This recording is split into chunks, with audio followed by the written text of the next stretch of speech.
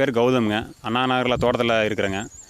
நான் 17ஆம் தேதி வந்து மாலை 7 மணிக்குங்க அம்மா வந்து பக்கத்தால் தோட்டத்துக்கு போகிறேன்னு சொல்லிட்டு போனவங்க. அடுத்த நாள் வரைக்கும் எங்களுக்கு வந்து வீடு திரும்பலைங்க. 18ஆம் தேதி வரைக்குமே. அதாவது சனிக்கிழமை சாயங்காலம் போகிறாங்க, ஞாயிற்றுக்கிழமை வரைக்கும் வீடு வரலைங்க.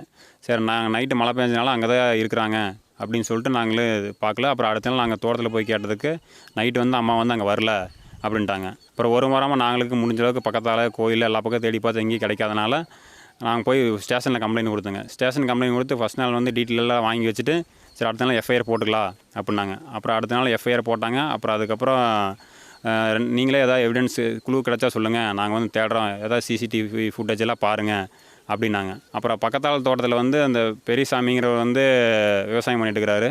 அவர் வந்து எனக்கு வனவிலங்கெல்லாம் வராமல் இருக்காக அந்த மின்வேலியெல்லாம் அமைச்சிருக்காரு. அது வந்து சட்டத்துக்கு பூர்வமாக அமைச்சிருக்காரு. ஆனால் நாங்கள் கேட்டதுக்கு வந்து நாங்கள் கரண்டெல்லாம் விட்றதில்ல, வெறும் கம்பி மட்டும்தான் கட்டிக்கிறேன் அப்படிங்கிற மாதிரி சொன்னார்.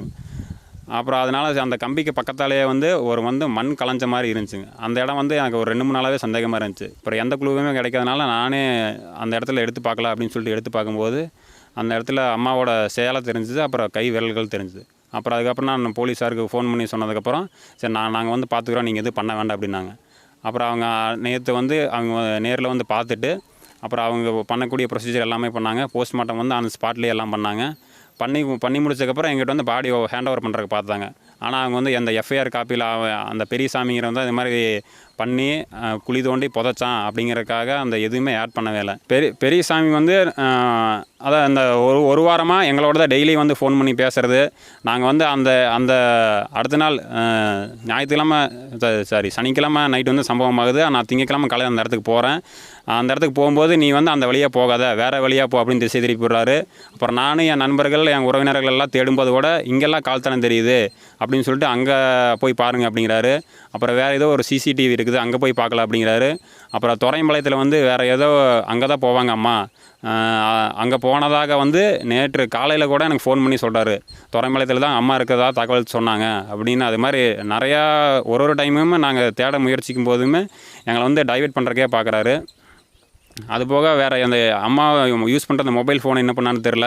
அம்மா அந்த அன்றைக்கி நைட்டு கையில் டார்ச்சிட்டு போனாங்க. அதெல்லாம் எவிடன்ஸ் தான், அதெல்லாம் எங்கே வச்சுருக்கான்னு தெரில.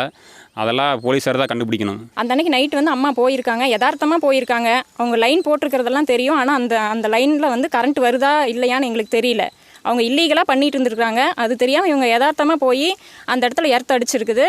அது அடித்தாலும் பரவாயில்ல, அந்த பாடியை குழி தோண்டி புதைக்கிறதுக்கு அவங்களுக்கு எந்த ரைட்ஸும் இல்லை. அது ஏன் பண்ணாங்க, அவங்க தான் பண்ணாங்களா, கூட யாராவது சேர்ந்து பண்ணாங்களா அப்படின்னு எங்களுக்கு தெரியல. அதுக்கு வந்து அரசு வந்து சட்டப்படி நடவடிக்கை எடுத்து அதை எங்களுக்கு கண்டுபிடிச்சி தரணும். இந்த நிலைமை ஊரில் இருக்கிற யாருக்கும் இனி வரக்கூடாது. அதுக்கு வந்து கவர்மெண்ட்டு தான் எங்களுக்கு ஹெல்ப் பண்ணணும். நாங்கள் கம்ப்ளைண்ட் பண்ணி 4 நாள் ஆச்சு. அதுக்கப்புறம் எந்த ஸ்டெப்பும் அவங்க வீட்டுக்கு கூட வந்து பார்க்கலங்க. நாங்களாக வந்து பாடியை கண்டுபிடிச்சி சொன்னதுக்கப்புறமா அவங்க வந்து பார்க்குறாங்க.